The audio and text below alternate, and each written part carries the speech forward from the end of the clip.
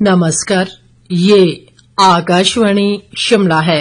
अब आप राजकुमारी चंदेल से प्रादेशिक समाचार सुनिए। आज के मुख्य समाचार। मुख्यमंत्री सुखविंदर सिंह सुक्खू ने वन्य जीव संरक्षण पर दिया बल, मोनाल पक्षी को गोद लेने की घोषणा की। हरियाणा विधानसभा चुनाव में भारतीय जनता पार्टी की जीत पर प्रदेश भाजपा ने जताई खुशी, कहा मोदी सरकार की नीतियों पर लोगों ने लगाई मुहर। केंद्र सरकार की अटल पेंशन योजना के तहत अब तक 7 करोड़ से अधिक नामांकन दर्ज।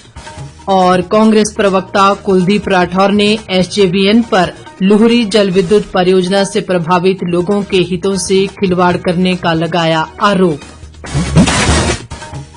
अब समाचार विस्तार से। मुख्यमंत्री सुखविंदर सिंह सुक्खू ने वन्य जीव संरक्षण पर बल देते हुए कहा है कि राज्य सरकार इनके संरक्षण के लिए हर संभव प्रयास कर रही है। शिमला के गेयटी थिएटर में आज 73वें वन्य जीव सप्ताह के समापन समारोह की अध्यक्षता करते हुए उन्होंने पर्यावरण संरक्षण के लिए सामूहिक प्रयास करने की जरूरत बताई। मुख्यमंत्री ने कहा कि प्रदेश सरकार ने राज्य के वनों और वन्य जीवों की सुरक्षा के लिए जलवायु अनुकूल व संरक्षण कार्यक्रम भी लागू किए हैं। मुख्यमंत्री ने हिमाचल की समृद्ध जैव विविधता पर प्रकाश डालते हुए इनके संरक्षण के प्रयासों और इनके प्रति लोगों के अटूट स्नेह के लिए आभार व्यक्त किया। मुख्यमंत्री ने प्रदेश के वनों में आग लगने की घटनाओं पर चिंता व्यक्त करते हुए कहा कि राज्य सरकार इसकी रोकथाम के लिए सक्रिय रूप से कार्य कर रही है। सुखविंदर सिंह सुक्खू ने कहा कि प्रदेश सरकार हिमाचल को ग्रीन राज्य बनाने के लिए काम कर रही है और वनों के संरक्षण के लिए वन मित्र व फॉरेस्ट गार्ड की भर्तियां की जा रही हैं ताकि वनों को बचाया जा सके। उन्होंने कहा कि प्रदेश सरकार इको टूरिज्म को बढ़ावा देने के लिए भी प्रतिबद्धता के साथ कार्य कर रही है। इसके दृष्टिगत देहरा में 680 करोड़ रुपए की लागत से एक अंतर्राष्ट्रीय स्तर के चिड़ियाघर के निर्माण का कार्य प्रगति पर है। कार्यक्रम के दौरान मुख्यमंत्री ने मोनाल पक्षी को गोद लेने की घोषणा भी की। उन्होंने लोगों से प्रदेश के पार्कों और चिड़ियाघरों में रखे विभिन्न प्रजातियों के वन्य जीवों को गोद लेने का आह्वान किया। मुख्यमंत्री ने तीतर प्रजातियों के संरक्षण पर व्यापक अध्ययन करने के लिए एक विशेषज्ञ समिति बनाने और प्रदेश के चिड़ियाघरों के लिए एकीकृत टिकट प्रणाली विकसित करने का ऐलान भी किया। इस अवसर पर मुख्यमंत्री ने दुर्गेश अरण्य जूलॉजिकल पार्क और स्पीति वाइल्ड लाइफ डिवीजन के लिए 2 नई वेबसाइट का शुभारंभ भी किया। इस बीच मुख्यमंत्री ने आज शिमला में अंतर्राष्ट्रीय कुल्लू दशहरा मेले की तैयारियों की समीक्षा के लिए आयोजित उच्च स्तरीय बैठक की अध्यक्षता की। उन्होंने अधिकारियों को 13 से 19 अक्टूबर तक आयोजित होने वाले दशहरा उत्सव के लिए सभी आवश्यक प्रबंध सुनिश्चित करने के निर्देश दिए। मुख्यमंत्री ने कुल्लू प्रशासन को दशहरा मेले में भाग लेने वाले देवी देवताओं के लिए उचित प्रबंध सुनिश्चित करने को कहा। मुख्यमंत्री ने कहा कि सुरक्षा के दृष्टिगत 300 गृह रक्षक और 870 पुलिसकर्मी तैनात किए जाएंगे। हरियाणा विधानसभा के लिए हुए चुनाव परिणामों में भारतीय जनता पार्टी जबकि जम्मू कश्मीर में नेशनल कॉन्फ्रेंस फॉर कांग्रेस गठबंधन को बहुमत मिला है। हरियाणा में भारतीय जनता पार्टी को तीसरी बार लगातार स्पष्ट बहुमत मिलने पर प्रदेश में भाजपा में खुशी की लहर है। प्रदेश भाजपा अध्यक्ष राजीव बिंदल, नेता प्रतिपक्ष जयराम ठाकुर, पूर्व केंद्रीय मंत्री व सांसद अनुराग ठाकुर, पूर्व मुख्यमंत्री प्रोफेसर प्रेम कुमार धूमल व शांता कुमार, प्रदेश संगठन महामंत्री सिद्धार्थन और राज्यसभा सांसद सिकंदर कुमार सहित अन्य पार्टी नेताओं ने इस जीत पर प्रधानमंत्री नरेंद्र मोदी, केंद्रीय मंत्री अमित शाह और पार्टी के राष्ट्रीय अध्यक्ष व केंद्रीय मंत्री जेपी नड्डा को बधाई दी है। प्रदेश भाजपा अध्यक्ष राजीव बिंदल ने कहा कि भाजपा ने इस बार हरियाणा में हैट्रिक लगा दी है, जो अपने आप में एक रिकॉर्ड है। नेता प्रतिपक्ष जयराम ठाकुर ने कहा कि हरियाणा की जनता ने प्रधानमंत्री नरेंद्र मोदी और भाजपा के नेतृत्व पर भरोसा जताया है। उन्होंने कहा कि ये केंद्र की मोदी सरकार की नीतियों और उपलब्धियों पर जनता की मुहर है। हमीरपुर जिला भाजपा सचिव विनोद ठाकुर ने हरियाणा में पार्टी की शानदार जीत पर कहा कि हरियाणा में भाजपा को जवान, किसान और पहलवान सबका साथ मिला है। उन्होंने कहा कि भाजपा सबका साथ सबका विकास, राष्ट्रवाद, हर जाति एक सम्मान का नारा बुलंद कर पूर्ण बहुमत से सरकार बनाने में सफल हुई है। आयुष व खेल मंत्री यादविंद्र गोमा ने आज कांगड़ा जिला के जयसिंहपुर में निर्मित एसडीएम आवास, पुस्तकालय व अतिथि गृह का लोकार्पण किया। इस अवसर पर उन्होंने कहा कि ये पुस्तकालय विद्यार्थियों को प्रतियोगी परीक्षाओं की तैयारी के लिए बेहतर माध्यम होगा। गोमा ने कहा कि जयसिंहपुर विधानसभा क्षेत्र का सर्वांगीण विकास करना उनकी सर्वोच्च प्राथमिकता है। इस दौरान उन्होंने जन समस्याएं भी सुनी और अधिकांश का मौके पर ही निपटारा किया।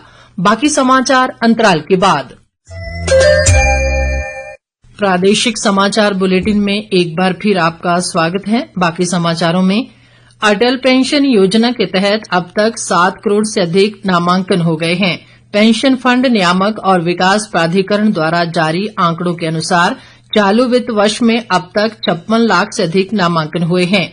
अटल पेंशन योजना असंगठित क्षेत्र के श्रमिकों के लिए योगदान के आधार पर प्रतिमाह 1,000 से 5,000 रुपए की पेंशन प्रदान करने की एक सामाजिक सुरक्षा योजना है। इसे वर्ष 2015 में शुरू किया गया था। शिक्षा मंत्री रोहित ठाकुर ने कहा है कि शिक्षा में गुणात्मक सुधार के साथ साथ युवाओं को उनके घर द्वार के समीप बेहतर शिक्षा उपलब्ध करवाना राज्य सरकार की प्राथमिकता है। शिक्षा मंत्री ने आज चंबा जिले में डलहौजी विधानसभा क्षेत्र की राजकीय वरिष्ठ माध्यमिक पाठशाला तेलका में स्कूल भवन के शिलान्यास के बाद लोगों को संबोधित करते हुए ये बात कही। उन्होंने कहा कि वर्तमान समय में शिक्षा का स्वरूप बदल चुका है और भविष्य की आवश्यकताओं को पूरा करने के लिए शिक्षा व्यवस्था में बदलाव भी जरूरी है। रोहित ठाकुर ने कहा कि प्रदेश सरकार ने शिक्षकों के विभिन्न वर्गों की लगभग 3,500 नई भर्तियां की हैं, जबकि शिक्षा विभाग में 3,000 पदों पर पदोन्नतियां की गई हैं। इस दौरान शिक्षा मंत्री ने जन समस्याएं भी सुनी और अधिकतर का मौके पर ही निपटारा किया। अखिल भारतीय कांग्रेस कमेटी के प्रवक्ता व विधायक कुलदीप सिंह राठौर ने एसजेवीएन पर लुहरी जलविद्युत परियोजना से प्रभावित लोगों के हितों से खिलवाड़ करने का आरोप लगाया है। शिमला में आज एक पत्रकार वार्ता में उन्होंने कहा कि इस परियोजना से रामपुर और ठियोग विधानसभा क्षेत्र की कई पंचायतों के लोग प्रभावित हो रहे हैं। कुलदीप राठौर ने कहा कि प्रभावित परिवारों को अभी तक कोई मुआवजा नहीं मिला है। उन्होंने कहा कि एसजेवीएन अपने करार के मुताबिक कार्य नहीं कर रहा है और करार में स्पष्ट तौर पर स्थानीय युवाओं को रोजगार देने की बात कही गई थी, जो पूरी नहीं हुई है।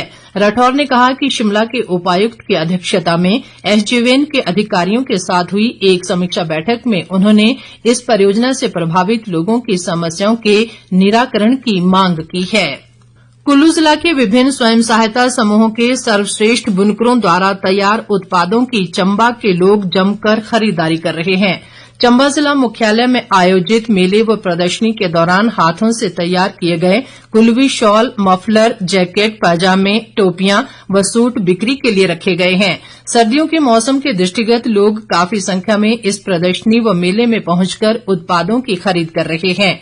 कारीगरों ने कहा कि ये उत्पाद स्वयं सहायता समूह के सदस्यों ने हाथों से तैयार किए हैं और इन पर 10% की छूट का प्रावधान भी किया गया है। उन्होंने बताया कि पिछले कई वर्षों से वे चंबा में इस तरह की प्रदर्शनी व बिक्री मेला लगा रहे हैं और लोगों का अच्छा रिस्पांस मिल रहा है। स्थानीय लोगों ने स्वयं सहायता समूह के सदस्यों को सरकार की तरफ से प्रोत्साहन देने की वकालत की है।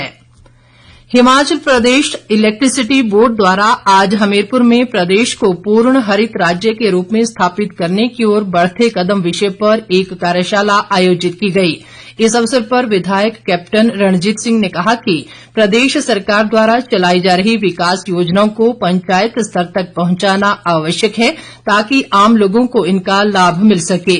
इस दौरान स्टेट इलेक्ट्रिसिटी बोर्ड लिमिटेड के प्रबंध निदेशक संदीप कुमार ने कहा कि राज्य सरकार द्वारा गैर परंपरागत स्रोतों का दोहन प्रदेश को पूर्ण हरित राज्य स्थापित करने की ओर महत्वपूर्ण कदम है।